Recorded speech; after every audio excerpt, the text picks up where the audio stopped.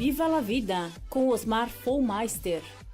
Oferecimento: Gente Inocente, moda infantil, infanto-juvenil no centro de Indaial. Dias, produções e eventos, locação de audiovisuais e materiais de decoração em Blumenau. Mão Rio, loucos por t-shirt. Morel, máquinas de costura e acessórios no centro de Indaial.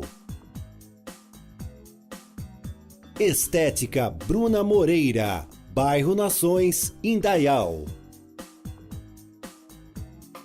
Recanto, Chefe Buzi Restaurante, bairro Varno, Indaial. Segundo a OMS, Organização Mundial da Saúde, até 2020 a depressão será a doença mais incapacitante no mundo. O Brasil é o país com maior índice da América Latina. O programa de hoje vai tratar sobre depressão e melhor idade. E para falar sobre esses assuntos, eu estou com o médico Samir. Seja bem-vindo. Muito obrigado, Osmar. Dizer que é um prazer para mim estar aqui com vocês, poder esclarecer algumas dúvidas e tentar pôr um pouco da realidade que nós vivemos aqui. Quando se fala em números, é um pouco relativo assim, porque vai depender da realidade de cada lugar. Eu acho que não precisamos esperar até 2020 para vermos um aumento, um boom do quadro de depressão. Eu acho que nós já estamos vivendo isso. Só que o importante é sempre a gente saber diferenciar, o profissional conseguir diferenciar o que é tristeza do que é depressão. Um exemplo que eu dou para as pessoas assim, por exemplo, se uma mulher entrar no meu consultório chorando, dizendo que está depressiva, triste, dizendo para mim que acorda às 5 horas da manhã, trabalha o dia todo na rua, chega em casa à noite cansada, encontra o marido bebendo, é espancada pelo marido. Isso é uma depressão? Esse é o grande dilema que nós temos no médico. Olha, é uma depressão, ela está depressiva. O remédio vai ajudar nesse caso? Ou o que vai ajudar é tirar o causador desse problema? É o mesmo que você colocar uma agulha no teu pé. Eu posso dar um remédio, um anti-inflamatório e tirar a dor, mas eu só vou curar o problema a partir do momento que eu for lá e tirar a agulha. É esse o dilema que o profissional da saúde enfrenta. Até onde é depressão, até onde é tristeza, até onde é só uma melancolia e quando eu tenho que medicar. Quando eu falo em medicar, eu falo em tratamento. E o tratamento para depressão nunca é exclusivo de um único profissional médico, é sempre multidisciplinar. Nisso está envolvido psicólogo, psicoterapeuta, vários outros profissionais são importantes. A medicação é parte do tratamento. Então vamos lá, vamos tentar diferenciar o que é uma depressão. Quando uma pessoa chega no meu consultório dizendo, ela já vem dando o diagnóstico, doutor, eu estou aqui porque eu estou depressiva. O médico ele tem que ter alguns critérios para fazer o diagnóstico. E o paciente, o indivíduo, ele tem que se encaixar nesses critérios. Exemplo, na depressão, você vai encontrar um quadro que nós chamamos de anedonia. O que é anedonia? É a perda da capacidade de sentir prazer. Prazer com coisas simples, antes de mexer num jardim, ver um filme, conversar com o vizinho, sair na rua, olhar uma vitrine, a pessoa perde essa capacidade. Então aquilo passa a não ter sentido na vida dela. Que também pode ser muito pelo comodismo. Muito por comodismo. Porque às vezes a pessoa acha que é muita tristeza, é depressão e não é. E não é. Vai se adaptando a essa situação. Medo de mudar. Medo de mudar. Baixa da autoestima. Sim. Muito importante. A pessoa começa a não se valorizar, a não valorizar o que fez na vida, a questionar o que foi a vida dela. E isso vai desde da questão laboral até a parte estética e de higiene da pessoa. Ela passa a se despreocupar com isso. Outra característica no quadro depressivo é o isolamento social. A pessoa quer ficar sozinha, não quer ver ninguém, não quer ir em festa, não gosta quando vem visitas em casa. ela prefere ficar no cantinho dela, no quarto. Isso tudo, o médico vai montando então esse quebra-cabeça e vendo, não, é um quadro depressivo. A partir do momento que eu faço o diagnóstico de depressão, eu tenho que classificar essa depressão. Com que tipo de depressão eu estou lidando? Com que tipo de paciente eu estou lidando? Até onde eu tenho que ver a parte desse paciente que é comportamental, como eu vou separar da parte cultural desse paciente. Então isso um médico não faz em 5, 10 minutos, isso já é uma conversa com o paciente. É uma consulta bem criteriosa, né? É criteriosa e muitas vezes você não fecha o diagnóstico na primeira consulta, entende? Uma vez fechado o diagnóstico, nós entramos na parte terapêutica, de tratamento. Sempre o tratamento medicamentoso acompanhado da psicoterapia. Sim. O psicólogo é muito importante. Eu considero o psicólogo tão importante no tratamento de depressão que em muitos casos eu acabo retirando a medicação depois de um tempo e permanece apenas com a psicoterapia. Porque assim, muitas vezes, Samir, a pessoa acha que está depressiva, mas é falta de uma conversa, porque ela não tem com quem conversar, ou ela não se sente bem com quem conversar, e é onde entra o profissional. Entra o profissional. É o ambiente de trabalho que não está bem, Isso. As contas que não conseguem ser pagas, Bem isso. é a frustração que nós vivemos no dia a dia. Hoje nós somos pessoas frustradas, 24 horas. Vivemos muito no passado. Nós vivemos muito no passado, nos angustiamos com o futuro e não pensamos no presente. E não vivemos o presente, né? Não vivemos o presente. Bem isso. Nós nos apegamos muito aos bens materiais e isso gera uma angústia muito grande na pessoa, né? uma cobrança. Tem que ter um carro do ano, tem que ter o celular, a melhor faculdade, o melhor celular, a melhor casa. E isso vai te levar a uma frustração. Por quê? Porque eu te digo assim, eu me planejo porque eu quero comprar o melhor celular. É o X, vamos supor, o X7. Sim. Eu trabalho, me empenho, comprei o X7. Assim que eu comprei o X7, saiu o X8. Pronto, isso já gerou uma frustração na pessoa. Ou meu amigo comprou um melhor. Ou meu amigo eu quero tem um ter melhor. igual ou melhor que ele. É o consumo, entende? É o consumismo, bem isso. É o consumismo, é a sociedade que está criando, está voltando para um lado em que o bem material vale mais do que o espiritual, do que a conversa com uma pessoa. Viver de fato. Do que viver de fato. Porque o viver de fato é a gente se desprender de todo esse materialismo, né? Qual você acha melhor assim para o espírito e para a mente? Você ficar uma tarde toda num iPhone olhando fake news? Ou você está num lugar bonito, à beira de um riacho, com teus amigos, conversando, jogando papo fora? Que não custa quase nada. Que não vai gastar nada para fazer isso. Claro que essa pessoa vai ter uma tendência muito menor a ser depressiva do que aquele porque os que tá antigos eram assim. Era pouquíssimo índice de depressão, porque as pessoas viviam a verdade mesmo, né? O que eles eram. Você não escutava falar de depressão uns anos atrás? Não. Para muitas vezes, eu escuto muito isso no meu consultório de pacientes idosos, que depressão é frescura, entende? Porque não existia. Muitas pessoas, mas assim, eu tenho um amigo que ele já teve depressão 2 vezes, mas até ele aceitar que era depressão demorou, porque ele achava que depressão era frescura e não existia. Depressão é doença e é doença grave. E nós, assim como temos que nos olhar, percebermos, nos autodiagnosticarmos, entre aspas, se temos ou não depressão, nós temos que estar em olho nas pessoas que estão na nossa volta. Parentes, amigos, colegas de trabalho, e ver até que ponto o comportamento daquela pessoa pode mudar ou não. Um exemplo típico é o suicídio. Sim. É o extremo, o último da depressão, quando a pessoa chegou no fundo do poço. Quantos de nós já escutamos, nossa, fulano se matou? Poxa, mas eu conversei com ele ontem, ele estava tão bem. Não, ele não estava bem. Nós que não tivemos o tato, a sensibilidade de poder perceber que essa pessoa não estava bem. Por quê? Porque é a correria do dia a dia. É o trabalho, é o horário, Estamos automatizados, né? Somos automatizados.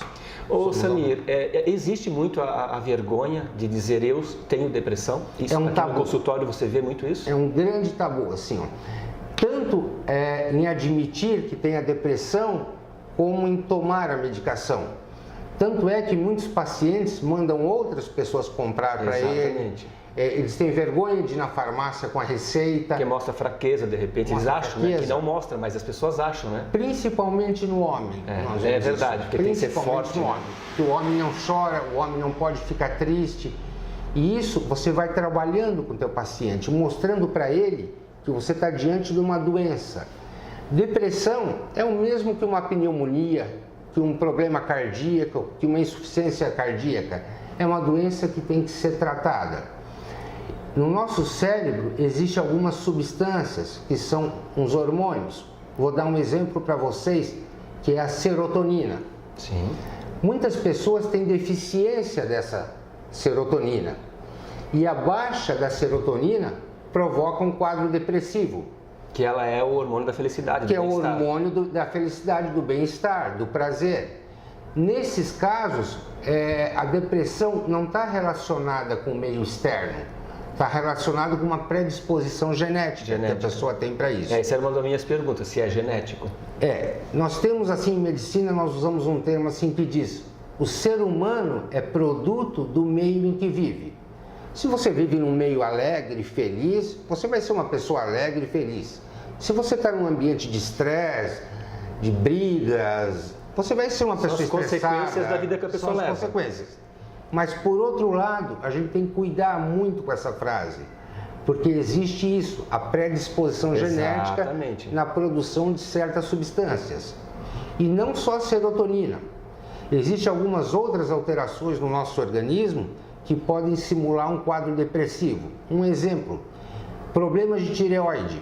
Quando a pessoa tem uma doença chamada hipotireoidismo, a tendência é ela ficar sonolenta, triste, querer ficar sozinha, parar as atividades dela, ter falta de concentração, e você às vezes pode confundir isso com um quadro depressivo.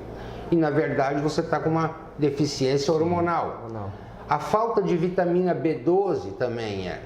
Então, por isso que eu digo assim, quando o médico vai fazer um diagnóstico de depressão, ele vai começar a conversar com o paciente, fazer o que a gente chama anamnese e exame físico. O fato do paciente ter uma doença mental não exime o profissional de colocar a mão no doente. Sim, claro. De escutar o coração dele, de ver a pressão. Porque é um todo. Porque você tem que avaliar o indivíduo num todo. Exato. A medicina evoluiu tanto que nós hoje fragmentamos o paciente. Eu cuido do coração, meu colega cuida da mão direita, o outro cuida do pescoço, do cérebro e por aí. do cérebro, e assim vai. Quando na verdade o médico ele tem que ter a capacidade de avaliar o indivíduo como um todo. É uma equação. Porque estamos interligados. Estamos interligados. Somos um só. E somos uma equação. Exato. E é uma equação biológica que tem que fechar no final. É uma receita. Se tiver algo a mais ou a menos, está errado. Está errado. É perfeito. Você essa tem que ter colocação. um pleno equilíbrio. Exato. Então você, quando começa uma consulta médica, você começa a fazer uma equação. Uma bioequação. Sim. Vamos usar esse termo. Claro. E no final o produto tem que fechar. Que é a solução. Que é a solução. A cura, principalmente. A cura para isso. Ô Samir, a terceira idade, ela mudou muito, né? Digamos assim, de 20 anos para cá. Mas também está sofrendo muito com a depressão. Por que a gente está nesse quadro tão triste, né? Principalmente. Se ele sai tanto hoje em dia, e antigamente mesmo não saindo, não tendo atividades, não tinha tanta depressão. É assim, se você for ver, há 30, 40 anos atrás, você pegava uma pessoa de 60 anos, era um idoso. Exato. 50, né? Se aposentava, acabou a vida idoso. praticamente. A minha imagem que eu tenho hoje, eu estou com 53 anos. A imagem que eu tinha quando era criança de um homem ou de uma mulher de 60 anos, era de uma mulher sentada numa cadeira de balanço, fazendo tricô, cuidando dos netos. E isso mudou. Hoje a pessoa está se aposentando nova demais. Também. E isso faz com que a pessoa perca um pouco a perspectiva de futuro. Ela não traça objetivos.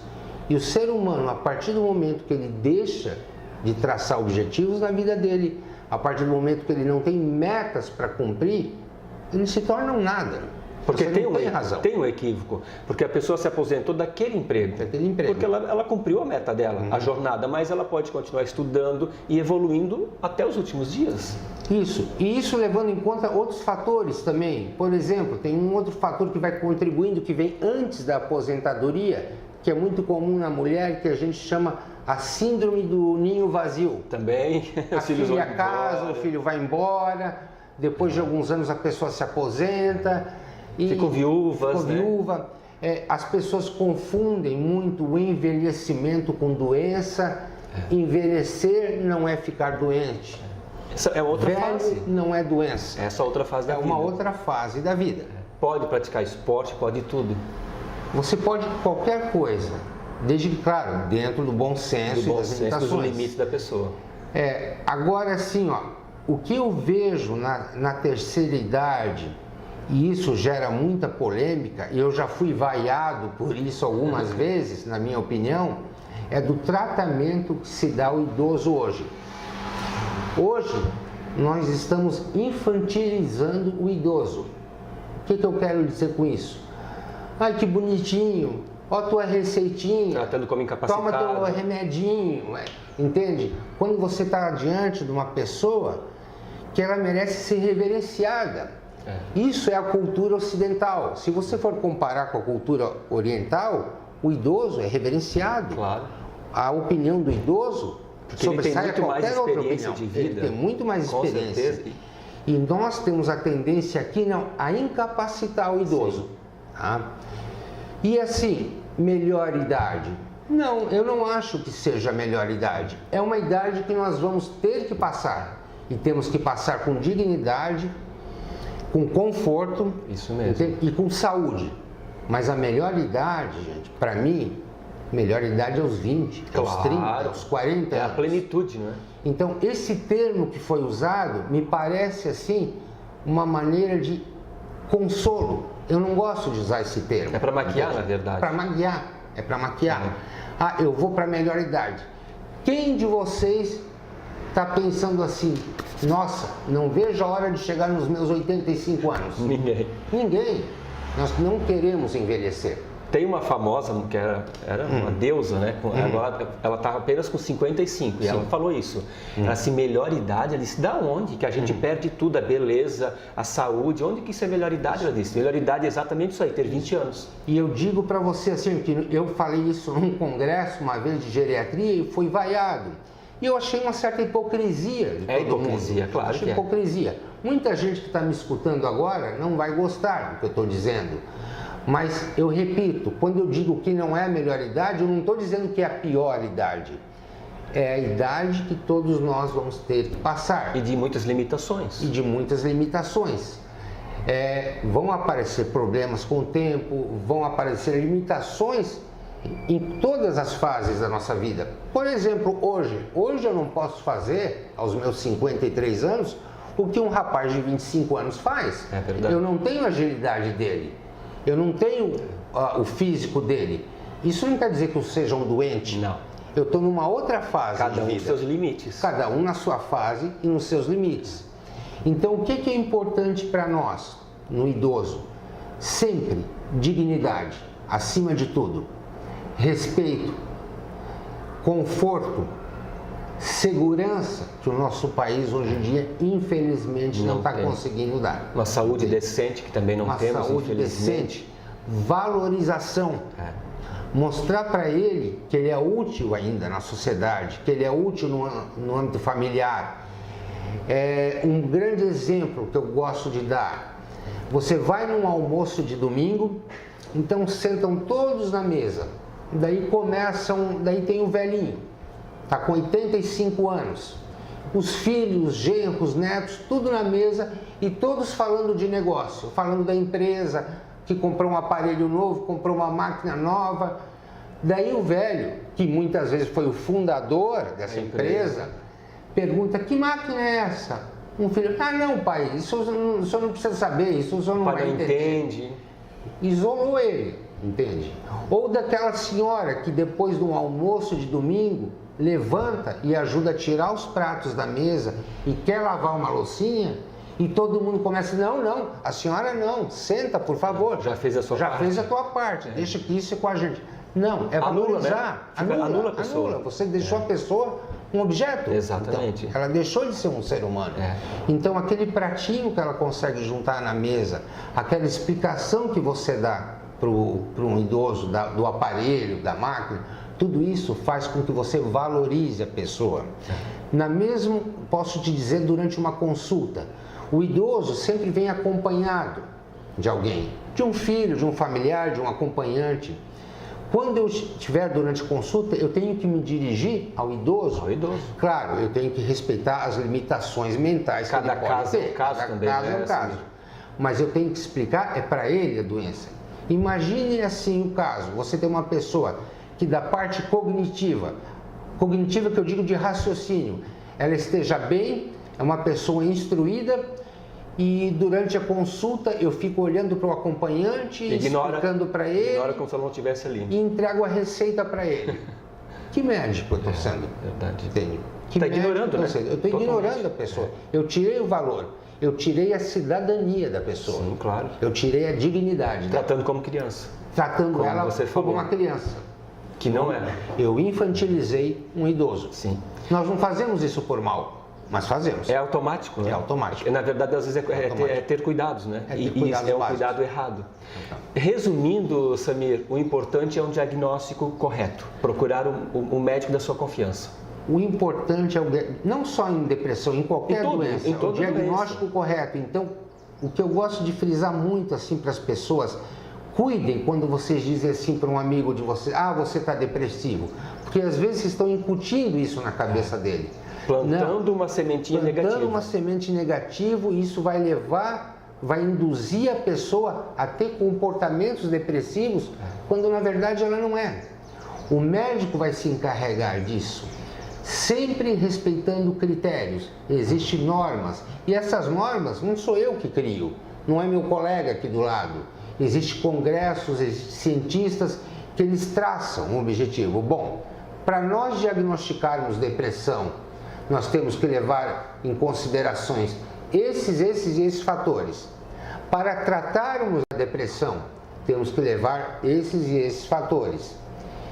E que tipo de medicação eu vou escolher para tratar? Vai depender do tipo de depressão que o paciente tem. Para você ter ideia, assim, o assunto depressão é tão complexo, sem dúvida, que muitas vezes um quadro de Alzheimer ou um quadro demencial, ele inicia um quadro depressivo. Sim. Às vezes a pessoa começa com um quadro de depressão e vai indo, desenvolvendo, quando você vê, não é depressão. Não é depressão. Eu estou diante de um quadro demencial. Sim. Nós teríamos assunto para algumas horas, né? Várias horas. Mas o importante é procurar um bom profissional, não se automedicar ou não deixar alguém falar você tem isso ou aquilo, como você acabou de falar. A melhor idade, mas vamos botar aí, como deixar aqui claro, a terceira idade. É mais importante prevenir do que depois querer remediar, né? Porque infelizmente todos nós, não sei se isso é só cultural aqui, temos a mania de comprarmos o nosso próprio remédio na farmácia e vai ficar bom, e vai ficar bem, e não é assim, não é mesmo? É bem assim. Assim, a gente teria, né, muito assunto, nós vamos ficando por aqui. Eu só gostaria de frisar uma coisa, deixar um recado só. Sim. Eu acho que se esse recado for absorvido por algumas pessoas, já valeu a entrevista. Envelhecer não é ficar doente. Velho não é doente. Velho é um estado que você se encontra. E não existe terapia anti-envelhecimento. Isso eu gosto de frisar muito para os meus pacientes. A única maneira de você não envelhecer é morrer jovem. Mas o importante é envelhecer com saúde, saudável, feliz. Com saúde, feliz, ativo e produtivo. É verdade, é bem isso mesmo. Terminou muito bem, né, Samir? Assim, eu agradeço a sua participação. Quem sabe, né, voltaremos aí a conversar. Todo prazer. Depende das pessoas pedirem. Eu é que agradeço a oportunidade de poder ter trazido um pouco da experiência que eu adquiri durante esses anos. tentando usar uma linguagem simples, tentando mostrar o dia a dia de um consultório médico, como funciona o tratamento. Como você me falou, importante é a proximidade do paciente e do médico. Paciente e do médico. Não serem estranhos, porque você não tem como diagnosticar algo. 50% do tratamento é a confiança e o bom relacionamento entre médico e paciente. Os outros 50% é o remédio, é a terapia. É a pesquisa também, de pesquisar. Tá certo, gente. Nós vamos ficando por aqui. Samir, muito obrigado. Eu agradeço a oportunidade. Até semana que vem. Tchau. Muito obrigado. Tchau.